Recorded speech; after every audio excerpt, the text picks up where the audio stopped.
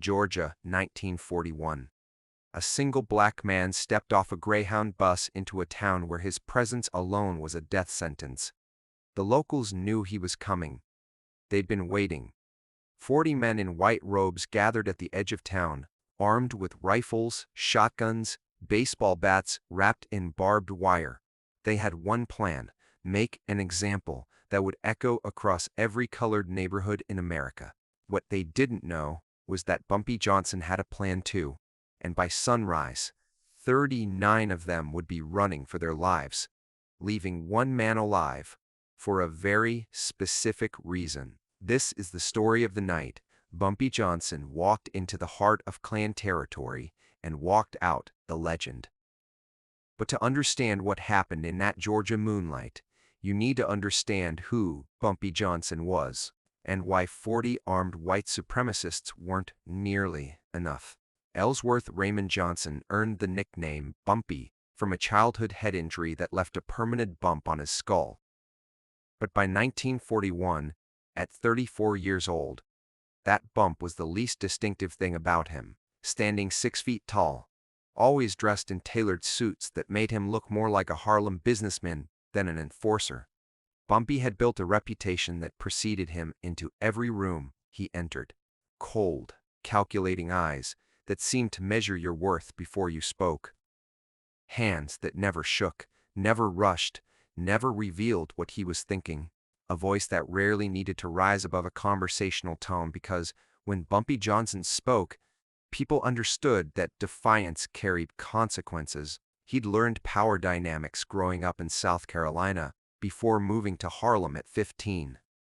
The South had taught him about white supremacy, about systems designed to break black men through terror and humiliation.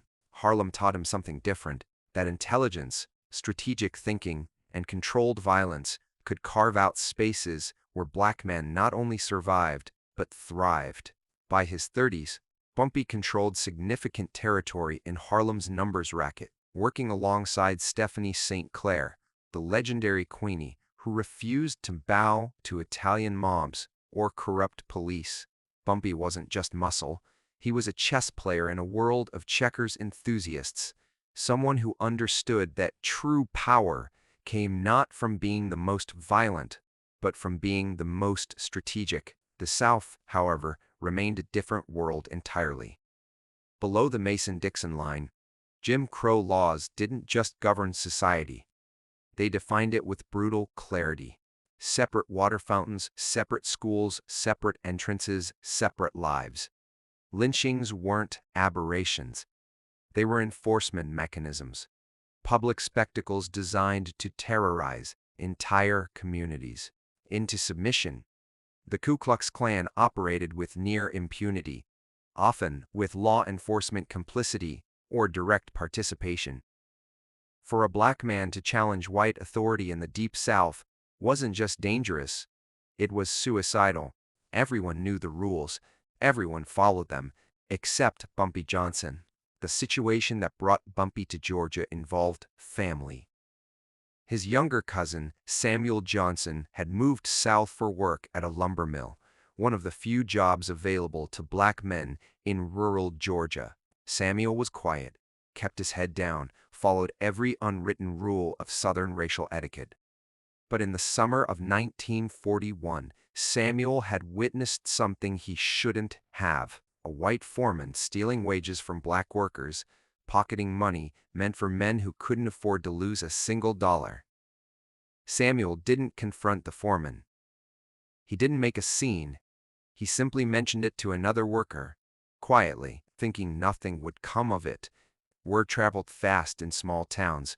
Within 2 days, the foreman had spread a different story: that Samuel Johnson had been disrespectful, had stepped out of line, had forgotten his place.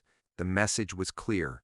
Samuel needed to be taught a lesson, and by extension, every black person in that county needed to remember the consequences of stepping outside the carefully policed boundaries of acceptable behavior. The Klan made their plans. They would drag Samuel from his home, beat him publicly, probably lynch him, and dare anyone to intervene. But Samuel had sent a telegram north, just 3 words: They coming, tonight? Bumpy read that telegram in his Harlem apartment on a Wednesday afternoon. He didn't call the police. What good would that do, when the police probably wore those white robes after their shifts ended? He didn't try to negotiate. You couldn't reason with people whose entire identity was built on the belief that your humanity was debatable. Instead, Bumpy Johnson packed a single bag, purchased a one-way ticket to Georgia, and boarded a bus heading south. His associates tried to talk him out of it. Stephanie St. Clair herself had pulled him aside. "You go down there. You might not come back," she'd said, her voice carrying the weight of someone who'd seen too many good people swallowed by Southern violence. Bumpy's response was simple: "Then I don't come back, but they don't touch Samuel." The bus ride took 18 hours. Bumpy sat in the back, as required by law, watching the landscape change from urban to rural, from north to south, from complicated racism to the simple, brutal kind. He didn't sleep. He was planning. By the time that Greyhound bus pulled into the small Georgia town at 4:47 p.m. on a Friday afternoon, Bumpy Johnson had already wargamed a dozen scenarios. He knew he was outnumbered. He knew he had no backup. He knew the local law enforcement would side with the Klan. He knew that if he failed, no one would ever know the real story. All he had was his intelligence, his nerve, and one significant advantage: the Klan expected black men to be afraid. Bumpy Johnson hadn't been afraid since he was 15 years old. He stepped off that bus, carrying nothing but his bag, and walked directly to Samuel's small house on the edge of the colored section of town. People watched from windows, from porches, their faces showing a mixture of concern and something else, hope, maybe, or the memory of what pride used to feel like before it became too dangerous to express. Samuel was waiting, eyes wide with fear and confusion. "Bumpy, you shouldn't have come. They'll kill you too. I should just leave, go somewhere else." Bumpy set his bag down carefully. "Where would you go, Samuel? How far would you have to run before they couldn't reach you? And what happens to the next person who witnesses something they shouldn't see? You run now. You teach them that terror works. That's not happening. It's 40 of them, Bumpy. 40. What can you possibly—" Bumpy held up a hand. "How many roads lead to this house?" Samuel blinked, confused by the question. Just one. Come straight from town. Dead ends here. Windows. 2 in front, 1 in back, 1 on each side. Nearest neighbor. Quarter mile." Bumpy nodded slowly, walking through the small house, looking out each window, checking sightlines, measuring distances. "Where's the lumber mill?" "About 3 miles east." "Why?" "They're coming tonight." "That's what I heard. Midnight, probably. That's when they usually—" Bumpy checked his watch. 5:15 p.m., almost 7 hours. "Here's what's going to happen. You're going to take your wife and children, and you're going to go stay with the Reverend Williams. I know there's a reverend. There's always a reverend. You're going to stay there until I come get you tomorrow morning. You're not going to argue. You're not going to try to be brave. You understand?" Samuel's voice was barely a whisper. "What are you going to do?" For the first time since arriving, Bumpy smiled. It wasn't a warm smile. "I'm going to teach 40 men a lesson about the difference between terrorism and war." By 6 p.m., Samuel and his family were gone. Bumpy was alone in the house. He didn't barricade the doors. He didn't load weapons. He'd brought none, knowing they'd search him. Instead, he went to the lumber mill. Walking there in the fading daylight, still in his Harlem suit, looking completely out of place in rural Georgia.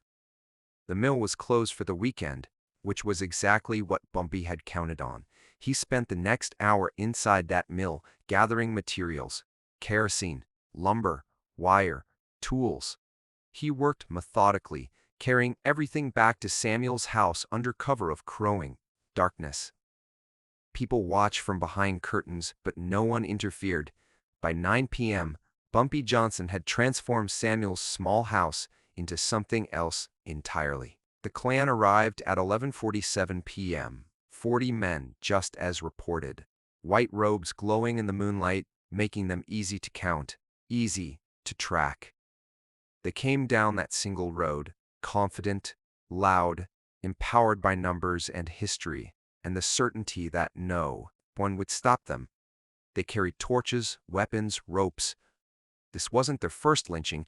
They had a routine: surround the house, drag out the occupants, deliver the beating, or worse, leave the body as a message.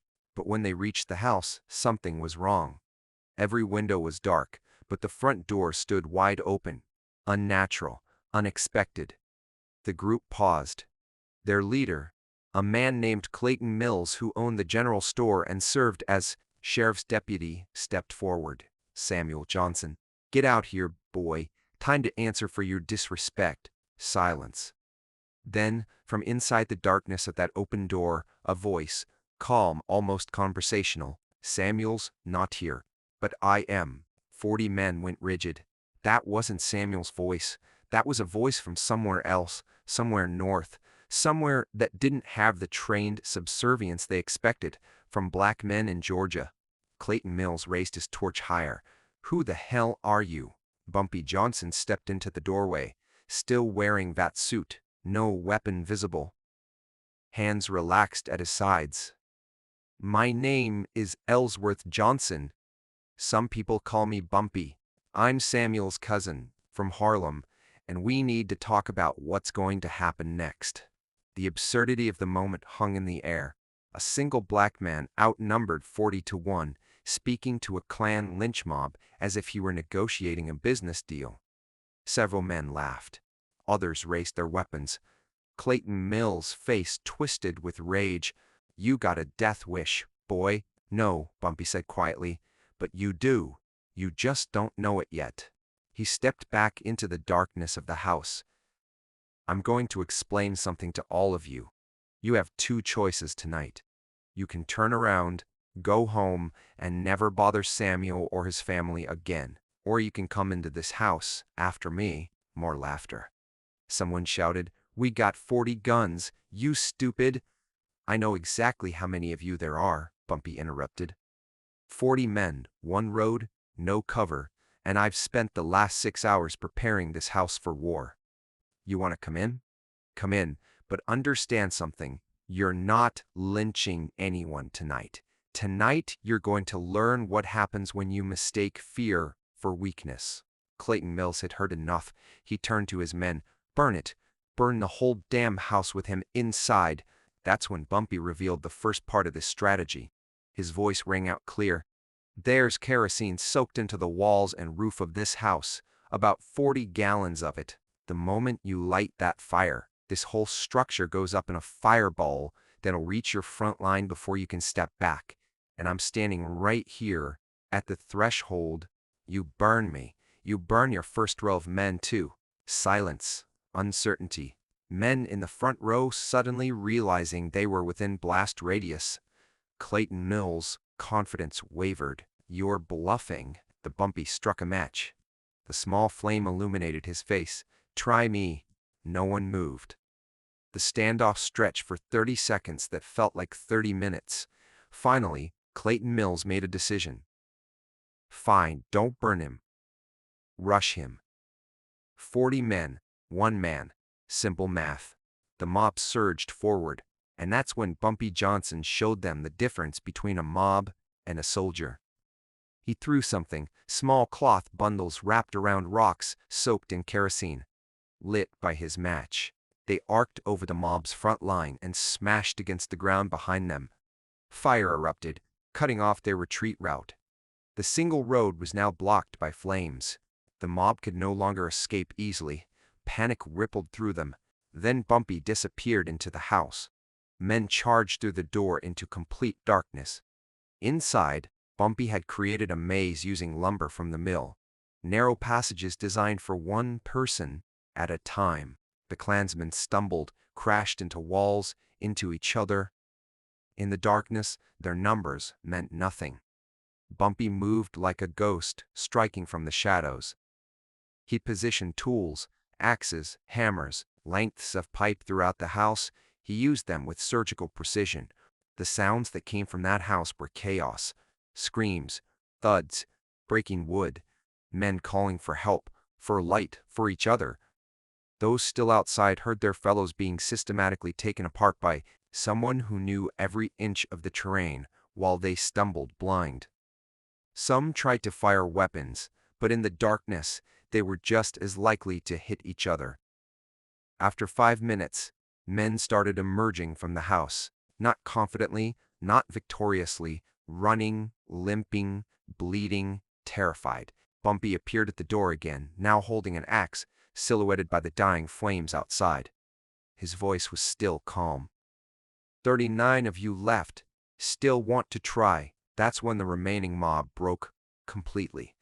These were men who'd terrorized black families for years, who'd conducted lynchings without fear, who'd operated with total impunity, but they'd never faced someone who fought back with intelligence, preparation, and absolute fearlessness.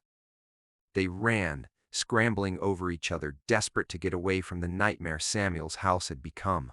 They abandoned their weapons, their torches, their wounded. They fled into the Georgia night like children, running from monsters. All except one. Clayton Mills stood frozen, his mind unable to process what had just happened. Bumpy walked toward him slowly. Clayton raised his rifle with shaking hands. Bumpy didn't stop walking. "Shoot me," Bumpy said softly. "Go ahead. You'll get one shot, but ask yourself, am I fast enough? And if you miss, what happens next?" Clayton's finger was on the trigger. His whole body shook. He couldn't do it. The rifle dropped to the ground. Bumpy stopped 2 feet in front of him, looking him directly in the eyes. "You're alive for a reason, Clayton. Here's what you're going to do. You're going to tell everyone what happened here tonight. Every detail. You're going to explain how 40 Klan members couldn't handle one black man from Harlem. You're going to tell them that Samuel Johnson and his family are under my protection forever. And you're going to spread the word. Any other town, any other mob that thinks they can terrorize black families without consequence, you tell them to remember Georgia. Remember what Bumpy Johnson did. You understand?" Clayton nodded, tears running down his face. Bumpy turned and walked away, leaving him standing there in the moonlight, surrounded by the wounded and the abandoned weapons of his defeated mob. By morning, Samuel's house was empty. Bumpy had already left town on the early bus north, having collected Samuel and his family from the Reverend's house. Within a week, the story had spread across Georgia, then to Alabama, Mississippi, the Carolinas. The legend grew with each telling, some versions even more dramatic than the truth, but the core message remained. Bumpy Johnson had walked into Klan territory alone and walked out untouched. Black communities across the South heard the story and felt something they hadn't felt in years. The possibility. The Klan heard the story too, and for the first time felt something they'd never expected to feel. Vulnerability. The strategic brilliance of what Bumpy did that night wasn't just about winning a fight. It was about narrative control. By leaving one survivor to tell the story, he ensured the message spread exactly as he wanted. The Klan's power had always rested on their mythology of invincibility, on the terror they created through public violence. Bumpy shattered that mythology. He'd proven that preparation, intelligence, and courage could defeat numerical superiority and institutional backing. He'd turned their own tactics against them, using terror, using spectacle, using a single dramatic event to send a message. Far beyond that small Georgia town. Did it end the Klan? No. Did it stop lynchings? No, but it planted a seed, showed that resistance was possible, that white supremacist violence wasn't inevitable or unstoppable. It reminded black communities that power dynamics could shift, that the oppressed could become oppressors if they fought smart instead of just fighting hard. Bumpy Johnson never spoke publicly about that night. He didn't have to. The story did his talking for him. Clayton Mills never wore a white robe again. The Klan chapter in that Georgia town quietly disbanded within a year. Samuel Johnson lived the rest of his life in that same house, unbothered, protected by a legend that grew with every retelling. Power isn't about size, numbers, or institutional backing. It's about will, intelligence, and the courage to stand when every rational calculation says to run. Bumpy Johnson understood something fundamental that night. The oppressor's greatest weapon is the oppressed's fear. Remove that fear, flip the script, make them feel what they've made others feel, and suddenly, the power dynamic shifts. One man, 40 Klansmen, and by morning, 39 broken men running home to hide, and one survivor carrying a warning that would echo for generations. So here's the question for you. When faced with impossible odds, with systems designed to break you, with enemies who seem invincible, do you accept the narrative they've written?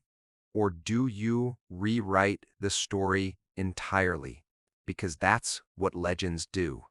They don't just survive, they transform.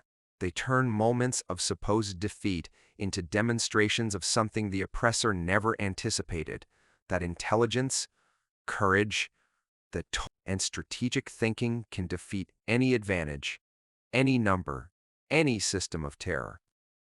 Bumpy Johnson taught that lesson in Georgia, and the South never forgot it. If this story resonated with you, if it made you think differently about power, resistance, and what one determined person can accomplish against impossible odds, leave a comment below. Share your thoughts. What would you have done in Bumpy's position? And if you know someone who needs to hear this story, someone facing their own impossible odds, share this video with them. Sometimes all we need is a reminder that the game isn't over until we decide it's over. Subscribe for more stories of strategic resistance, legendary figures who refused to accept the world as it was, and the moments that changed history, one brave decision at a time. Because power isn't given, it's taken, and sometimes it's taught one lesson at a time.